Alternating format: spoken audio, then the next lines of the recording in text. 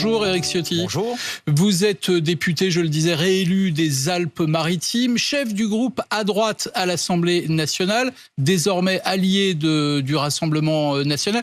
D'ailleurs, avant de commencer, est-ce que je dois continuer à dire président des Républicains ? Absolument, je suis président des Républicains, j'entends le rester, des Républicains de droite, libres, indépendants du pouvoir macroniste. Ce qui s'est passé hier, mais malheureusement, ce qui s'est passé lors des élections législatives, a montré que certains, dans ma famille politique, celle à laquelle j'ai toujours appartenu, eh bien, ont passé un pacte d'abord secret, il l'est de moins en moins, avec Emmanuel Macron. On va en parler, mais pardon, on se moque beaucoup de la pagaille à gauche sur la difficulté à trouver un nom pour Matignon. Enfin, le bazar à droite, c'est pas mal aussi, parce que si je comprends bien, Laurent Wauquiez, c'est la droite républicaine, vous, c'est à droite, et puis Wauquiez et Ciotti, c'est les Républicains. On a un peu de mal à suivre. Hein. Les choses sont assez claires. Il y a ceux qui sont à droite, qui ont combattu, qui combattent et qui combattront M. Macron parce qu'il a abîmé le pays. Et il y a ceux qui, aujourd'hui, sont dans un accord de collaboration avec M. Macron et qui ont été élus grâce à Emmanuel Macron et grâce à la gauche. Donc, les choses, vous savez, on est en voie de clarification. Moi, j'ai dit les choses. J'ai passé un accord électoral avec Jordan Bardella, avec le Rassemblement national, devant les Français, en toute clarté, carte sur table. J'ai dit les choses. Les gens de droite devaient pouvoir s'unir comme ceux de gauche s'unissaient avec l'extrême gauche. On va y revenir dans un instant. C'est important, la clarification, elle est dans les scrutins, elle est dans nos yeux. On va y revenir, c'est promis, mais d'abord, je voudrais qu'on revienne sur ce qui s'est passé hier à l'Assemblée nationale. Yaël Braun-Pivet, donc réélue présidente de l'Assemblée. Tiens, au passage, vous avez voté quoi au troisième tour ? Parce que j'ai vu qu'il manquait 2 voix. J'ai voté pour le candidat de notre coalition, Sébastien Chenu. Donc vous, Éric Ciotti, vous n'avez pas fait barrage au candidat du nouveau Front populaire au risque qu'il soit élu ? J'ai voté pour notre coalition dans le respect du mandat que 11 millions d'électeurs nous ont donné. 11 millions d'électeurs. Et ce qui est en cause, c'est quelque part que 11 millions d'électeurs sont exclus du débat démocratique, puisque les combinations qui se sont déroulées excluent manifestement les 7 millions qui ont voté à gauche et les 11 millions qui ont voté pour notre coalition. Ça veut dire que 18 millions de Français, quelle que soit leur conviction, je ne suis pas de gauche et vous le savez, sont exclus du débat démocratique. Ça pose une question. Attendez, j'ai du mal à comprendre votre raisonnement, parce que la gauche fait une alliance, vous faites alliance avec le Rassemblement national. Qui pèse pourquoi 11 millions d'électeurs. Pourquoi, pardon ? Enfin, c'est-à-dire 4 millions de plus. Pourquoi le camp présidentiel n'aurait pas le droit de faire alliance avec la droite ? Le camp présidentiel représente 6 millions de voix. Et les amis de M. Bertrand, qui a voté communiste, les amis de M. Wauquiez, qui ont été élus grâce au désistement des candidats de gauche et des candidats de M. Macron, qui ont été élus grâce aux appels au vote des insoumis, font 1 400 000 voix. Ça veut dire que quelque part, comment un Français aujourd'hui, qui a voté aux élections législatives pour le changement, pour dire M. Macron, ça suffit, il a abîmé la France, plus d'impôts, plus de déficit, plus d'immigration, plus d'insécurité, moins de crédibilité internationale, eh bien aujourd'hui, finalement, il se réveille en disant ce sont les mêmes qui gouvernent. Mais justement, c'est ce que j'allais vous dire. À l'arrivée, Emmanuel Macron, finalement, il a réussi son coup. Il a réussi son hold-up. Yaël Braun-Pivet, présidente de l'Assemblée. Il est en train de réussir son hold-up démocratique. Mais c'est un constat, mais c'est aussi une violence extrême pour notre démocratie. Monsieur Attal est toujours Premier ministre. Madame Braun-Pivet, présidente de l'Assemblée nationale. Cet après-midi, tout ce beau monde va se répartir les postes, les places, dans un accord secret. Et on continue, il n'y aura sans doute pas de gouvernement avant la rentrée, au mieux, on continue comme s'il n'y avait pas eu de vote. Je trouve que ça porte un germe extrêmement dangereux dans le fonctionnement de notre démocratie. C'est intéressant, je rebondis sur le mot que vous venez d'employer. Vous parlez de hold-up démocratique.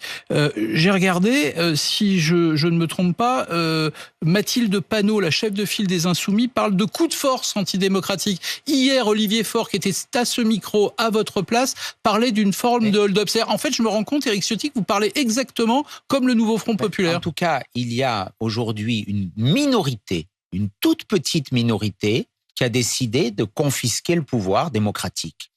C'est extrêmement grave. Il y a des constitutionnalistes qui ont évoqué aussi la question de cette séparation des pouvoirs. On a à la fois sur le vote des ministres qui sont aussi députés. On a 17 ministres qui sont dans l'Assemblée nationale. Si mardi, il y a une séance de questions au gouvernement, est-ce que le député de Tourcoing, M. Darmanin, va poser une question au ministre de l'Intérieur Darmanin-Gérald. Enfin, donc vous allez faire comme le nouveau Front populaire, vous allez porter plainte? Mais il n'y a pas de plainte à faire, parce que d'ailleurs, il n'y a pas d'instance qui pourrait statuer sur cette situation. Mais ceux qui font ça, et le président de la République, aujourd'hui, a mis le chaos institutionnel. Après avoir installé le désordre dans la rue. D'ailleurs, vous dites la solution pour en sortir serait qu'il démissionne. Bien sûr, parce que... Mais en quoi ce serait une solution? Parce qu'il y a une situation de blocage absolu, parce que l'esprit de la Ve République a été détourné, avec ce pseudo-barrage qui, soi-disant, pointait les dangers de la coalition qu'on représentait. Les dangers, ils étaient naturellement à l'extrême gauche, mais ça, personne l'a dit. Personne... Je vois hier qu'on voulait faire barrage à l'extrême gauche, et naturellement, j'y suis favorable parce qu'il présente un danger majeur. Mais ce barrage, on l'a pas fait dans les urnes. Mais c'est intéressant parce que Marine Le Pen... Il n'a pas appelé à voter contre les Insoumis. Marine Le Pen est moins jusqu'au boutiste que vous. Elle demande pas pour le moment la démission du président de la République. Elle dit il y aura une dissolution dans un an et naturellement, on retournera au vote. Vous dites non, il faut que le président s'en aille. Nous serons dans une situation de blocage dès l'automne. Parce que ce qui apparaît aussi, c'est qu'il y a une majorité qui, à l'Assemblée nationale, ne peut pas se retrouver dans ce gouvernement, cette alliance, qui ne dit pas son nom, entre Madame Borne, Monsieur Attal, Monsieur Wauquiez, les amis de Monsieur Bertrand, qui confisquent le pouvoir. Donc il y aura, à un moment, forcément, une opposition contre cette méthode. Eh bien, pour trancher cette situation de blocage, parce qu'on va vers un blocage. Moi, je crains le pire pour notre pays. Je crains qu'il y ait de la violence dans la rue, que les insoumis, qui représentent un danger majeur pour la République, profitent de cette situation, l'exploitent, essaient des coups de force politique. C'est ça qui est dangereux. Donc, à un moment... Il faut être clair, M. Macron a créé le chaos. Ouais, donc vous dites qu'il démissionne. Il a perdu dans les urnes. Donc vous dites qu'il démissionne. Il a perdu dans les urnes. Il essaie de gagner sur le tapis vert par des combinaisons pour sortir de cette situation de blocage. Donc vous dites qu'il démissionne. Il n'y a qu'une solution, c'est qu'il remette sa démission et qu'il y ait des élections présidentielles. Éric Ciotti, j'imagine que vous parliez de ce pacte que Laurent Wauquiez est en train de sceller avec le camp présidentiel. Il a dit coalition non, mais un pacte législatif. J'imagine que vous l'avez lu, cette liste de 25 mesures. Je vous cite quelques exemples. Conditionner le RSA à des heures d'intérêt général, le retour des peines planchers, des plafonds de flux migratoires annuels, la suppression de l'AME pour la transformer en aide médicale d'urgence. Mais pardon, vous pourriez voter tout ça? Ce sont des mesures qu'on a portées. Sans doute, beaucoup d'entre elles, je les ai moi-même portées. Donc, si on fait appel à vous dans ce pacte, vous direz oui? Ça, c'est de la communication. C'est de la communication. La réalité, c'est qu'il y a une alliance électorale secrète au moment des élections législatives et aujourd'hui politique entre M. Macron. Mais vous ne me répondez pas, Éric Ciotti. Les mesures que je... Pardon, non mais soyons précis. Les mesures que je viens d'indiquer, vous pourriez les voter? Vous pourriez participer à ce pacte législatif? Qui les présentera? Visiblement... Quel gouvernement? Visiblement, l'actuel bloc central et la droite. Un pacte législatif, ce sont des mesures portées par un gouvernement. Donc ça voudra dire que M. Wauquiez soutient un gouvernement. Donc si je comprends bien, ces mesures que non mais attendez, c'est important de clarifier toujours. Ces mesures que vous validez, dès lors qu'elles sont portées par le camp présidentiel, vous dites non. Je n'ai absolument pas dit ça. Toutes les mesures qui vont dans le bon sens, nous les voterons. Mais il ne faut pas mentir aux Français. Quand on dit il n'y a pas de coalition, si M. Wauquiez est en train de faire une coalition avec M. Macron. Et tout ça n'apportera rien de bon au pays, parce que ces dispositions, on les a présentées des dizaines, des vingtaines de fois. Rappelez-vous la loi immigration, nous avons discuté, nous avons imposé nos mesures. Elles ont ensuite été censurées avec la complicité de M. Macron. Donc tout ça est un jeu de dupes. Ce n'est pas de la clarté, c'est de l'opacité. Et ce dont a besoin notre pays, c'est de la clarté, d'une vraie politique de droite, pas des demi-mesures. Parce que si M. Macron accepte ça, que va accepter en contrepartie M. Wauquiez? On est dans le en même temps. Je voudrais, et le en même temps, il nous a conduit là où on Je voudrais qu'on parle de vous, Éric Ciotti. Vous avez regardé le résultat de cette dissolution, de ces élections législatives. Est-ce que vous regrettez pas à certains moments d'avoir choisi le mauvais cheval au mauvais moment? Je regarde, une seule députée vous a suivi, 100% des sénateurs LR ont condamné votre choix, et aujourd'hui vous êtes à la tête d'un groupe de 17 députés. Soyons concret, vous allez servir à quoi à l'Assemblée? On va servir à porter une espérance à droite en France. Ce que j'ai ouvert, cette brèche où j'ai cassé le mur. Avec 17 députés. Avec des millions de Français. Déjà, nous avons obtenu quasiment autant de voix que tous les candidats de M. Wauquiez. Quasiment autant de voix. On va porter une espérance à droite. La droite, c'est nous. J'appelle tous les républicains aujourd'hui à me rejoindre. La vraie droite.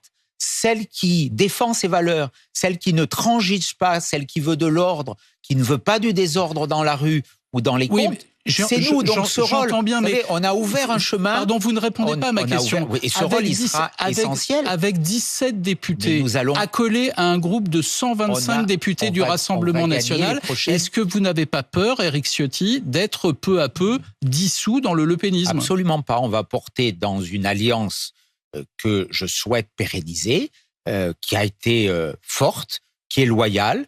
On a notre autonomie, notre indépendance. On va porter, c'est dans notre charte de constitution du groupe, un projet de liberté économique, de baisse de la fiscalité, de réforme de l'État, de réforme de la décentralisation, de libération des énergies pour les entreprises.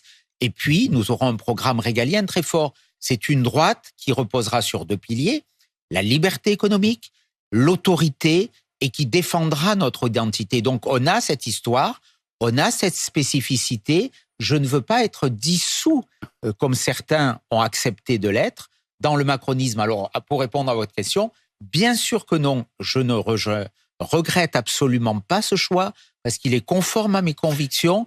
Et moi, j'ai le sentiment de ne pas avoir trahi mes électeurs. Ce matin, ce choix, il risque d'avoir une conséquence. À 10h, les présidents des groupes parlementaires se réunissent pour décider des postes clés à l'Assemblée. Vous étiez questeur dans l'ancienne Assemblée. Vous pensez retrouver votre poste ou c'est fichu? Je ne suis pas candidat à ce poste. Vous n'êtes pas candidat. C'est clair depuis 15 jours. Je l'ai dit à la presse et à vos confrères de BFM il y a 15 jours. Je suis président de groupe.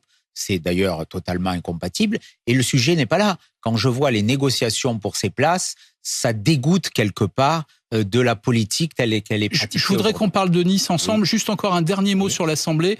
Vous avez vu le comportement d'un certain nombre d'élus de gauche, d'insoumis. Je pense à Monsieur Delogu qui a essayé ce comportement, il est honteux. Jordan Bardella a parlé de culture racaille. Il va un peu loin quand même, non?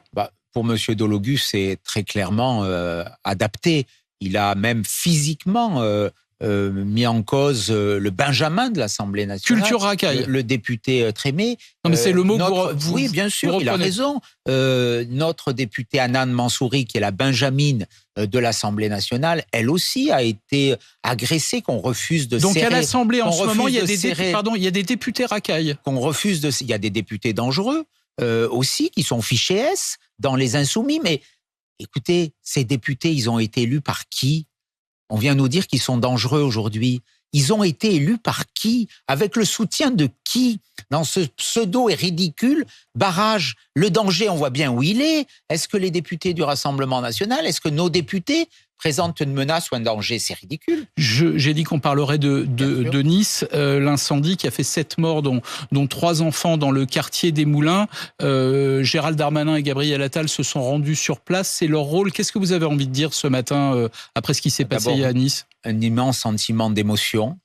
7 victimes, 3 enfants, un adolescent de 17 ans, une famille décimée.